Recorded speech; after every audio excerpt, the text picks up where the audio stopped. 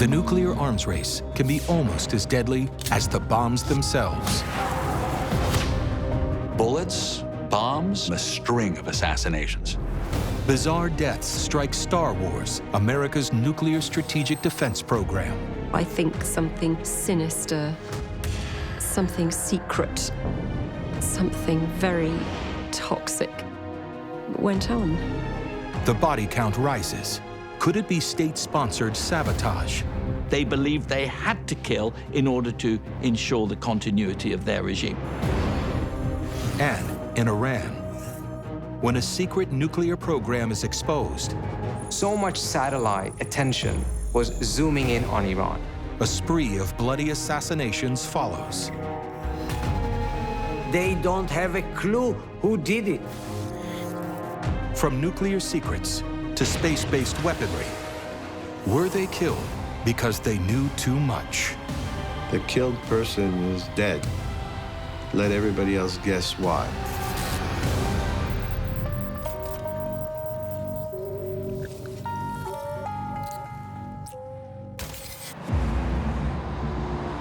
In the early 1980s, America and the Soviet Union are locked in the 20th century's longest-running conflict, the Cold War.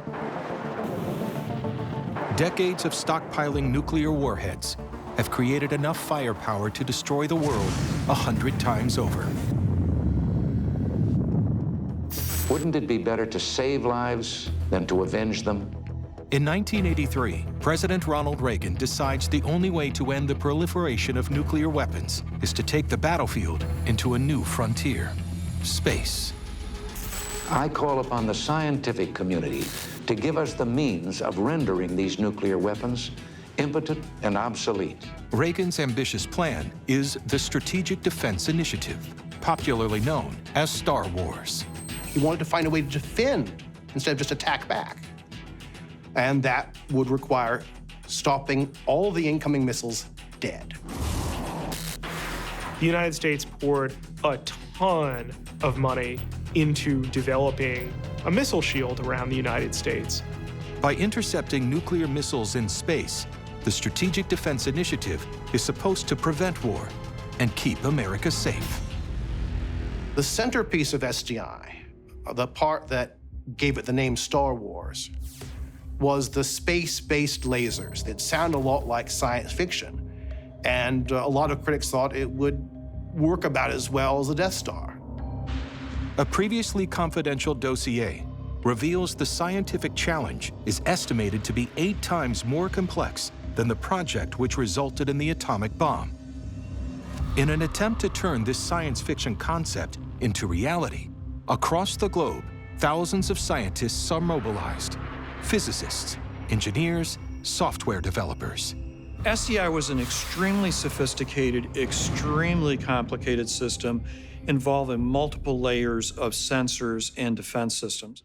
51 separate companies are contracted by the US, among them 8 in Great Britain.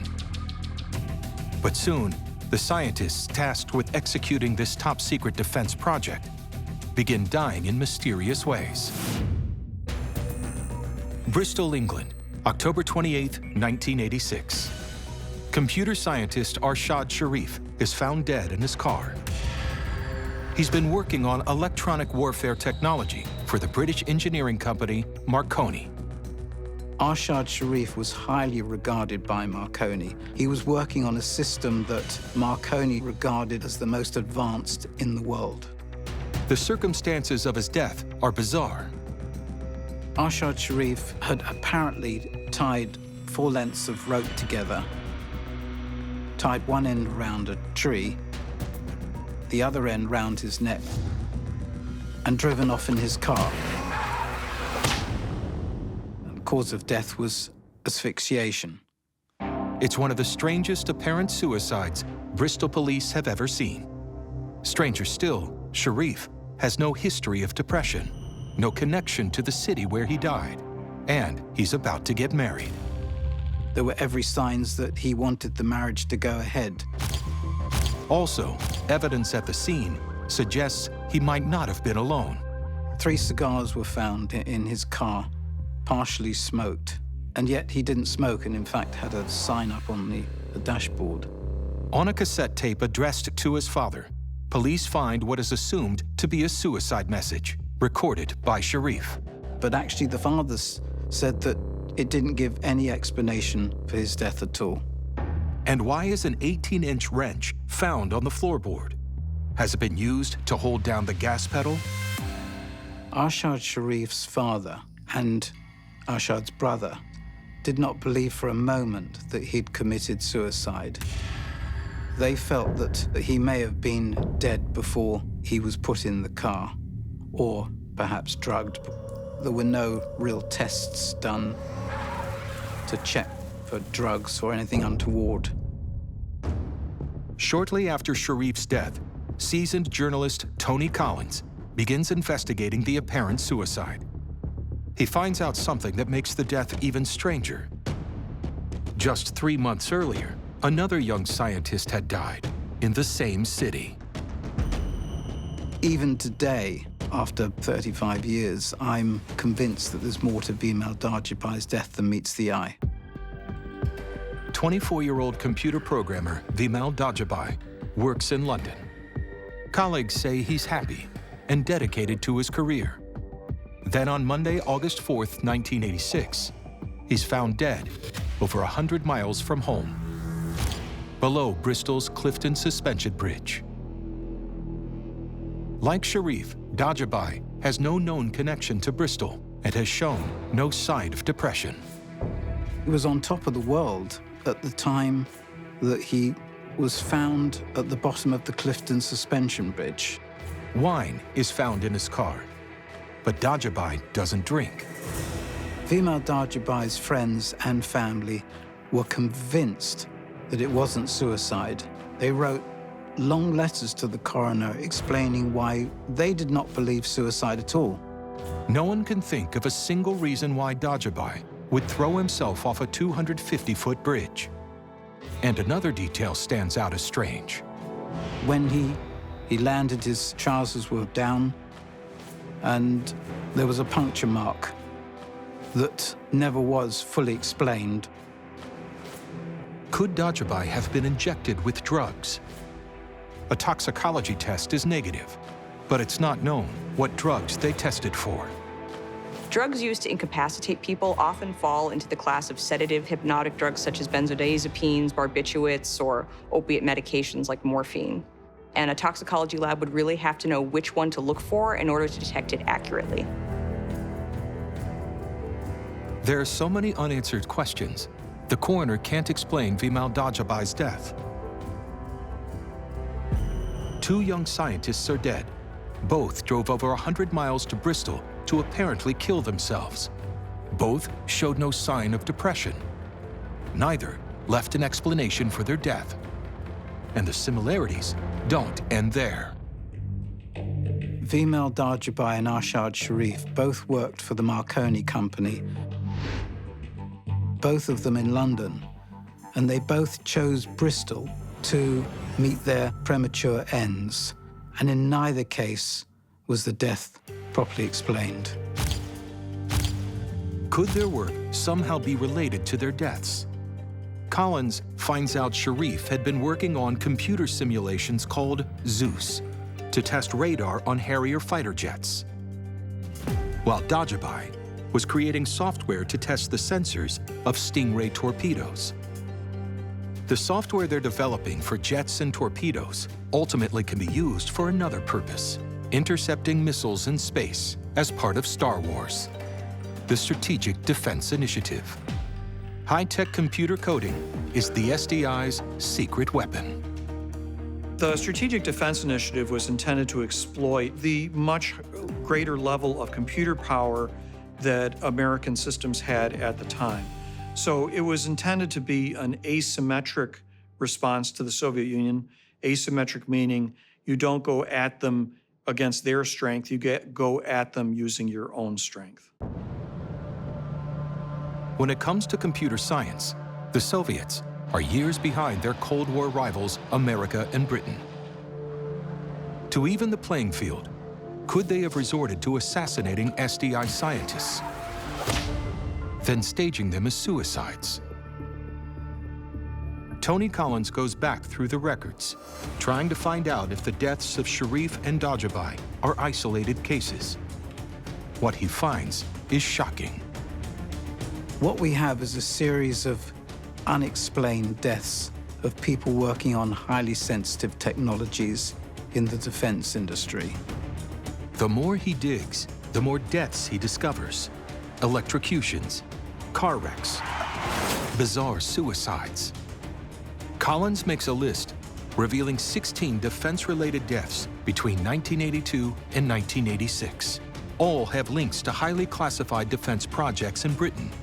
Projects with possible ties to the Strategic Defense Initiative. As suspicions rise, so too will the body count. He was terrified and convinced that there was some foul play involved.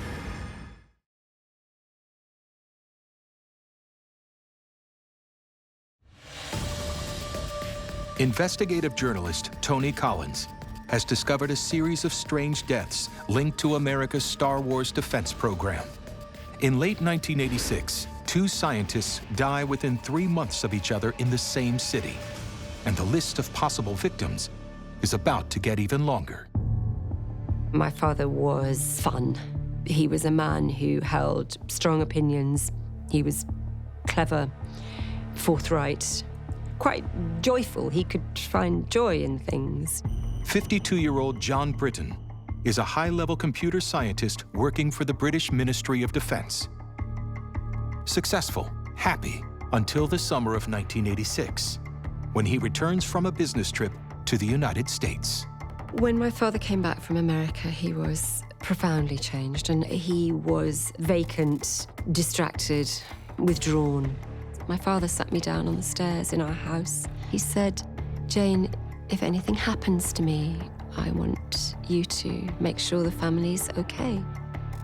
I don't think I took as seriously as perhaps I should have done at the time. Around Christmas time, her father has a suspicious car accident, but survives. His brakes failed very suddenly, so he was driving at speed, and he managed to maneuver the car into a ditch. My father thought that something had been deliberately done, that his brakes had been tampered with. He was terrified and convinced that something had happened, that there was some foul play involved. Then, on January 12, 1987, death stalks Britton again. He started the car, left it running with the garage door closed, and he was found slumped over the wheel, carbon monoxide poisoning. My father was dead. I couldn't rouse him. And the coroner ruled it was a straightforward case of an accidental death. Britton's daughter doesn't believe it's an accident, and she doesn't buy suicide either. If you're asking me if I think he killed himself, I would come down on the side of no. I think that something sinister, something secret, something very toxic went on. Britton specialized in testing future weapons systems and analyzing enemy forces' capabilities using computer simulations. Such simulations were crucial to the SDI program because real-world testing in space wasn't affordable or practical. Star Wars could never be tested in practice. It had to be through simulation. The information he had would certainly have been perceived by some as working on a technology at the heart of Star Wars. Barely a month passes before another military scientist dies. Peter People, 46, is found wedged under his car in the garage. Like Britton, he's a victim of carbon monoxide poisoning. Peter People was a world authority on electronic surveillance and target detection. Technologies that would also be key to the Star Wars program. 2 top scientists dead within weeks of each other, both by carbon monoxide, both keepers of military tech secrets. They both worked for government establishments. They were both very au fait with technologies that were very sensitive. That raises questions as to whether there was more to their deaths than meets the eye. Collins' tally of unusual deaths rises from 16 to 18, and digging back into the 1970s archives, he finds even more.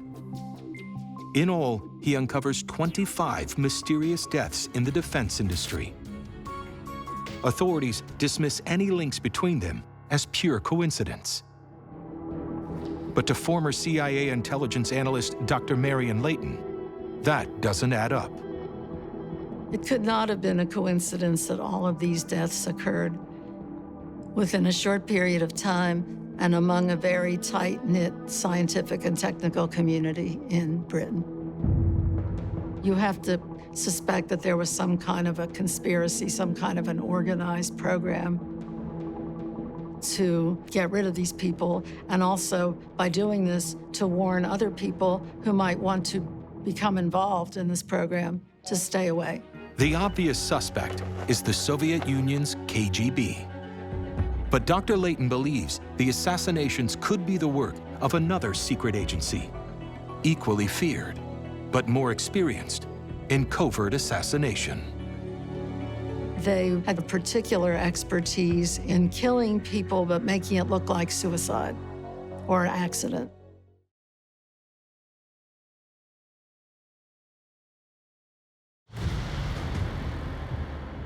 In the 1980s, a string of suspicious deaths in Britain appear connected to America's Star Wars program. And in August 1988, the name of Peter Ferry, a senior Marconi defense scientist, is added to the list. Ferry has been electrocuted. It appears he has attached stripped wires of an electrical cord to the metal fillings in his teeth.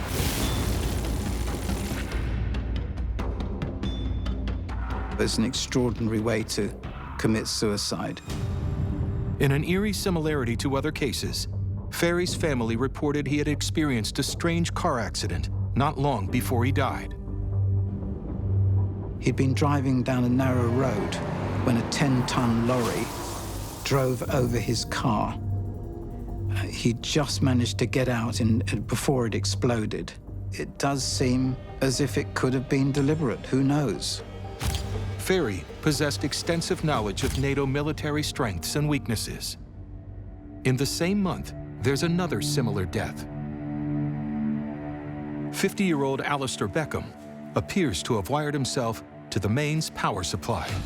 There's no suicide note. His cause of death is electrocution. Beckham works for one of the companies contracted to America's SDI program. Documents found at his home indicate he had knowledge of a wide variety of military technologies.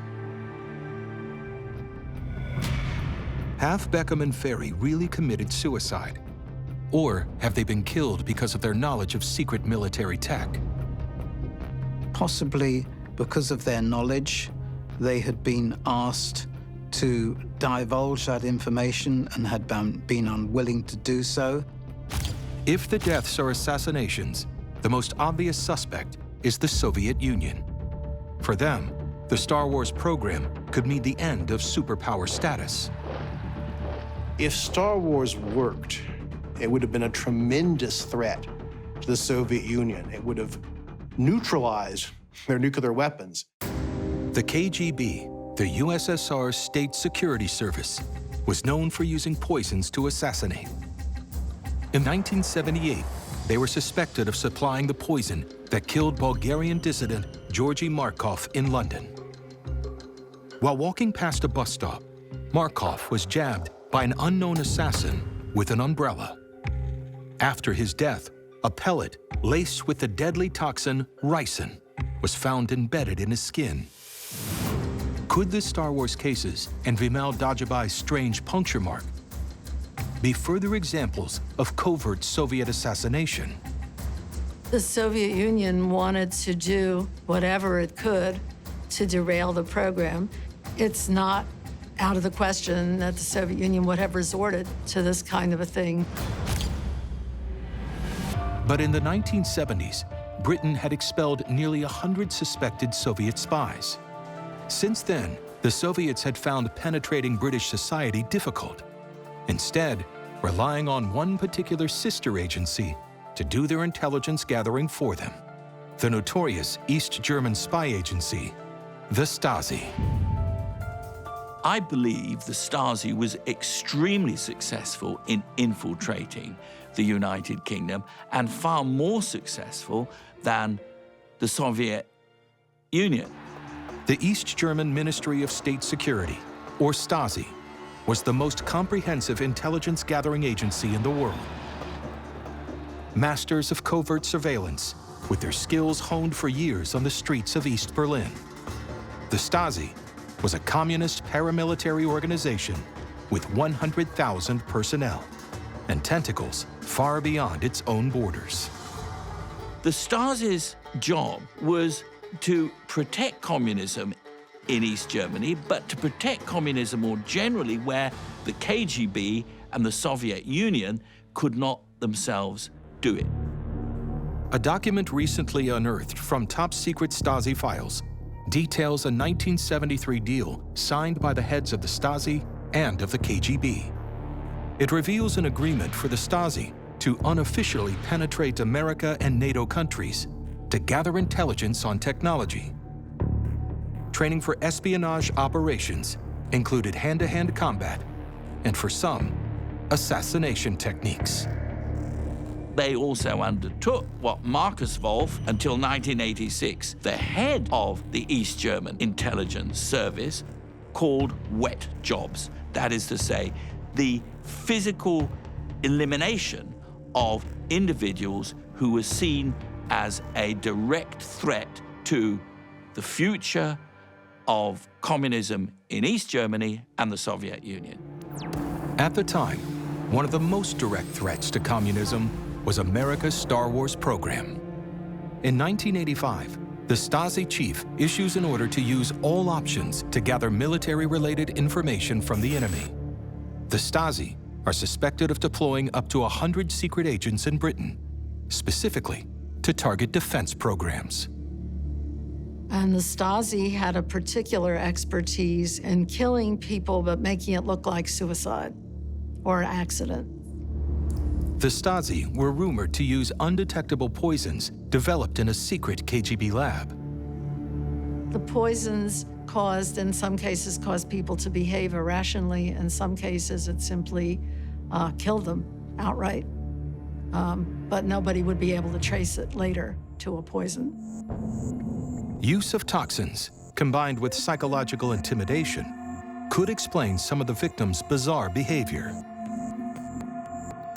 Is it plausible that the Stasi was in some way involved in these mysterious deaths? Yes, it is plausible.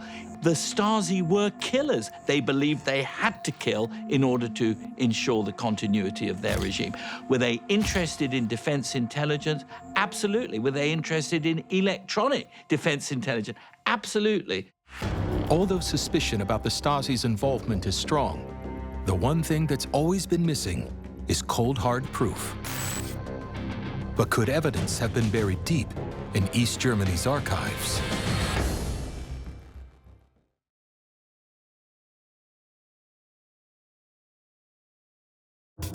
The Mystery, a series of strange deaths linked to America's Star Wars program in the 1980s. The Theory, an assassination campaign carried out by East German spy network, the Stasi. But there's no proof, and according to intelligence experts, it's possible there never will be. I would say if such evidence did exist, it would have been destroyed within the first few hours of the collapse of the East German regime. With the fall of the Berlin Wall in 1989, millions of Stasi files are destroyed, and with them, the smoking gun that might have brought closure to this string of unexplained deaths. Details of Stasi operations, including wet jobs, the killing, assassination, they were the most incriminating. They were the first to go. When the Cold War ends in 1991, tellingly, the deaths of defense scientists in Britain cease too. The Strategic Defense Initiative never succeeds in creating a space-based missile defense shield. The SDI program never reached the prototype stage because many of the technologies were very, very advanced. Over 3 decades since the SDI's inception, missile defense remains one of the military's most difficult challenges. The closest program America has is Terminal High Altitude Area Defense, or THAAD, which has been tested intercepting decoy missiles high over the Pacific Ocean. Just as the challenge of missile defense endures, so too does the mystery of what happened to so many defense scientists.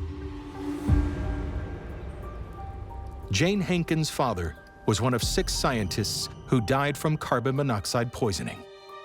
She hopes one day the truth will be revealed. The main question about my father's death is, for me, is what happened and how did it happen? The fact that there were 6 scientists who died, like my father, from carbon monoxide poisoning, all of whom had been involved in the Star Wars defense projects, seems way beyond a coincidence. It seems downright bloody sinister, if you ask me. Being the keeper of military knowledge can be dangerous. And in the Middle East, 20 years later, another set of scientists are in the crosshairs. January 12, 2010. Iranian academic Masoud Ali Mohammadi leaves home from his job at the University of Tehran. But he will never arrive.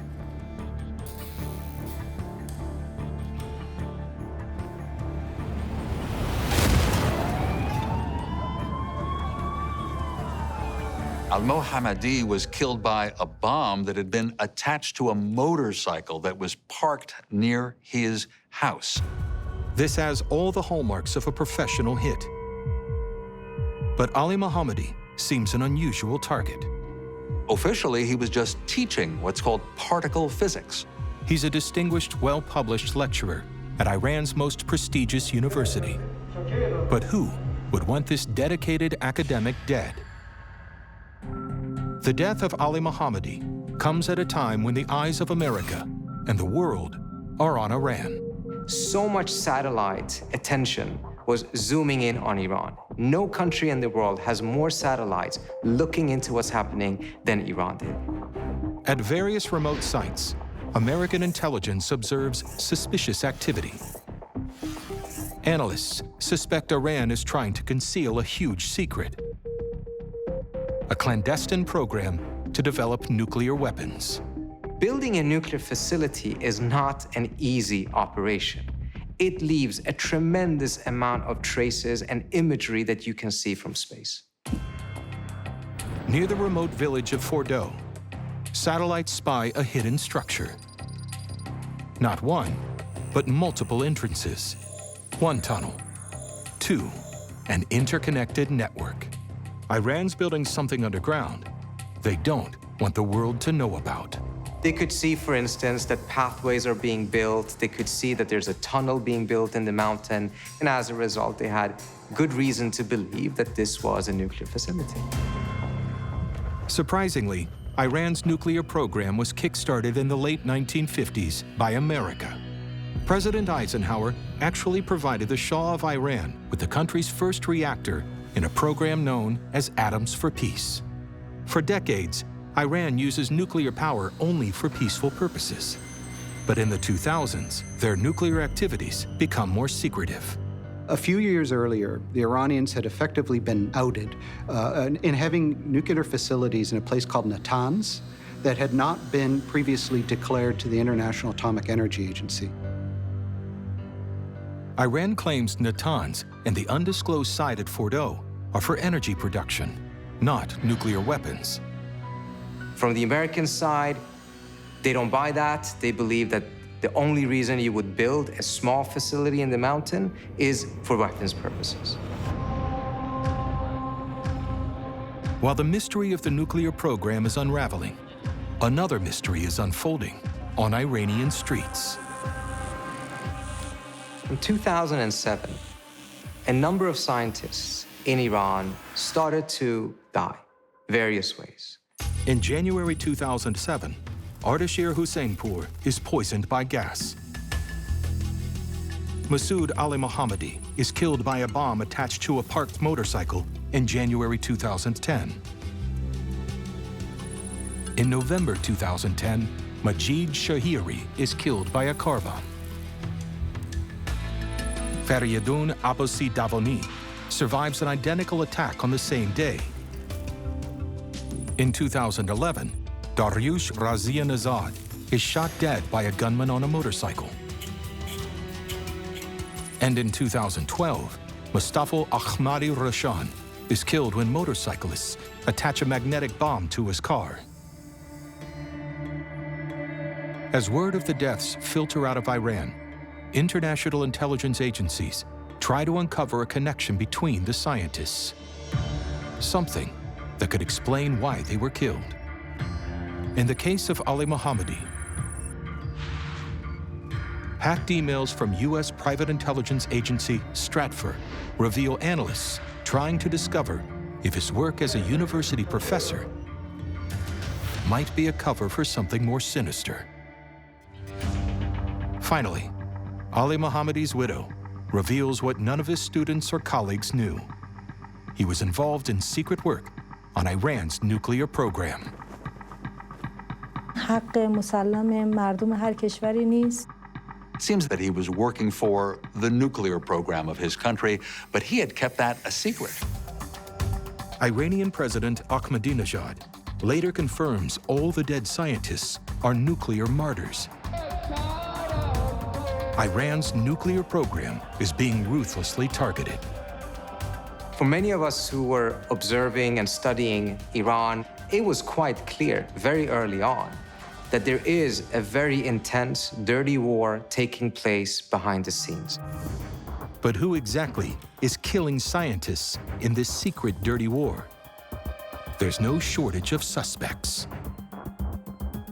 Most of the Western world, the EU, the UK, Israel, almost all these nations didn't want to see Iran having nuclear weapons.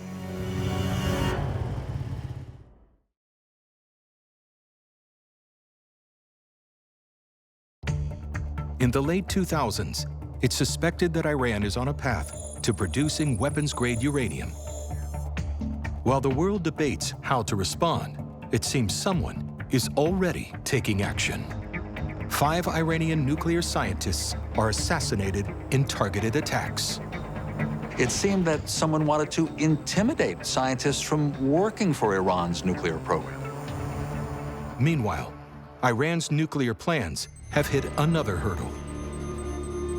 A mysterious malfunction is affecting a crucial piece of their enrichment equipment, the centrifuges at their Natanz plant.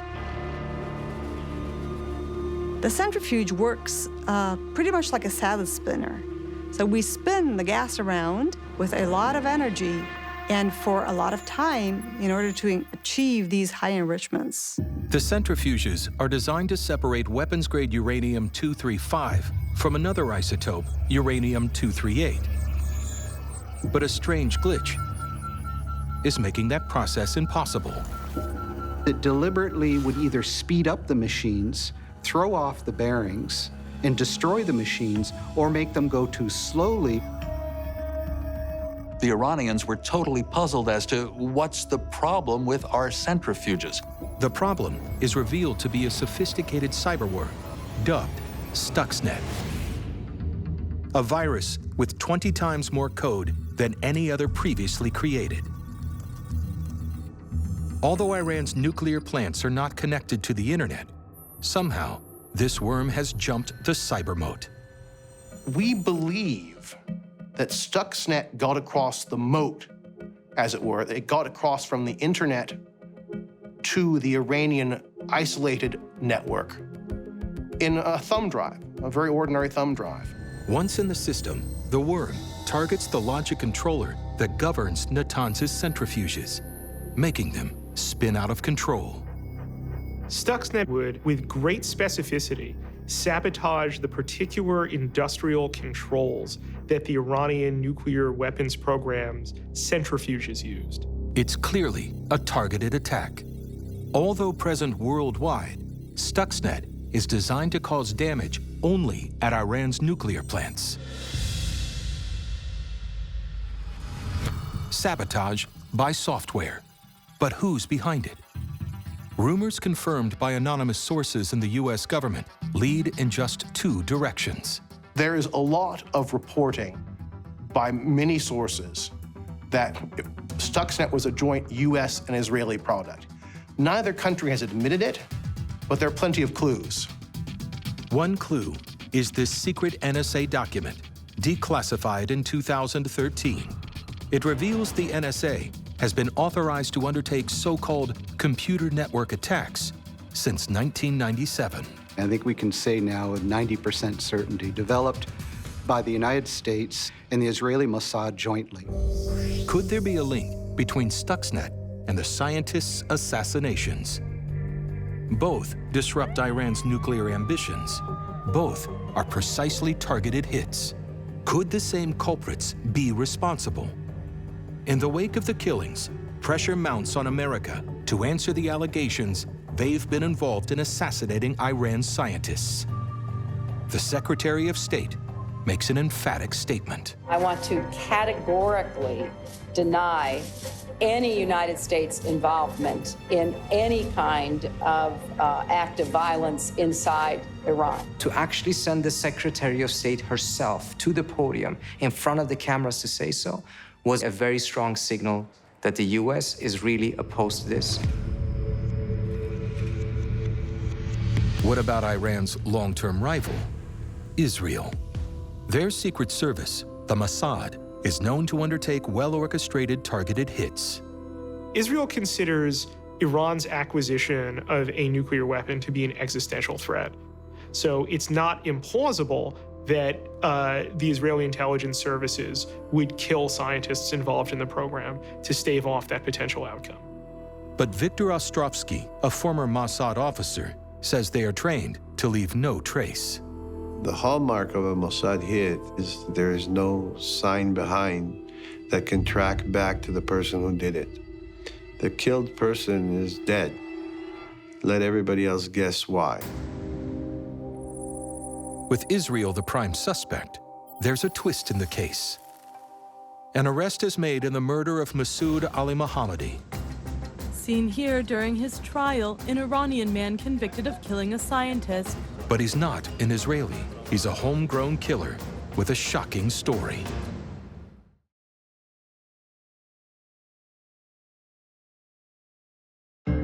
In January 2010, one of Iran's leading nuclear scientists, Masoud Ali Mohammadi, is assassinated by a remote-controlled bomb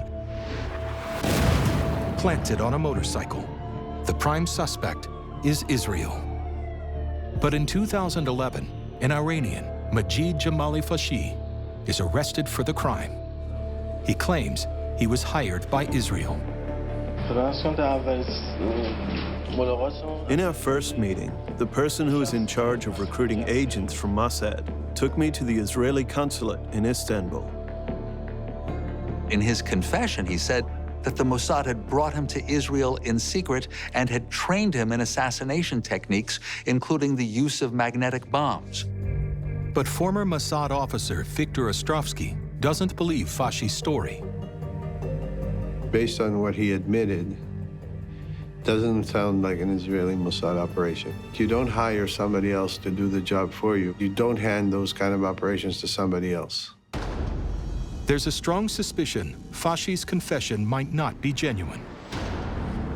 The authorities probably made some promise to him, like his family would be well taken care of if he would publicly confess. And so the confession of Fashi may have been totally made up by the Iranian authorities. People will admit anything under the hand of the Iranian Secret Service So it doesn't take much to do that. In May 2012, Fasci is executed by the regime for being a murderer and Israeli spy. And why? Because they needed a scapegoat. They needed for domestic consumption to tell the public, we found the murderer. According to some intelligence analysts, the real culprits were never caught. The Iranians did not catch those who were involved in the assassinations. Those who executed the operation managed to leave the country. They don't have a clue who did it. Most international intelligence experts agree the deaths are likely the work of the Mossad. Mossad is not in the business of admitting what it is doing, but its rather dispassionate denials have in themselves sent a signal that they're not distancing themselves tremendously from this. Both Stuxnet and the assassinations had a significant impact.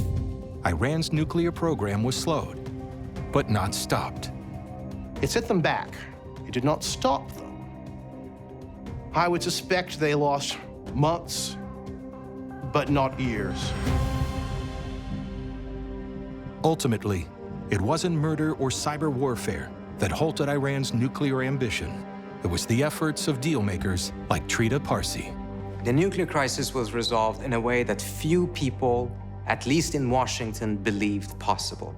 Negotiations took place in Iran starting in July 2012. After 22 months of talks, a nuclear deal is struck. Because of this deal, the international community will be able to verify that the Islamic Republic of Iran will not develop a nuclear weapon. Iran is subjected to stricter nuclear inspections than any other country in the world, in return for the lifting of nuclear-related sanctions. At no point will they have more than roughly 400 kilos of low-enriched uranium, which is only 1/3 of what you need to build a nuclear bomb. The tight restrictions mean Iran's nuclear capability is minimized.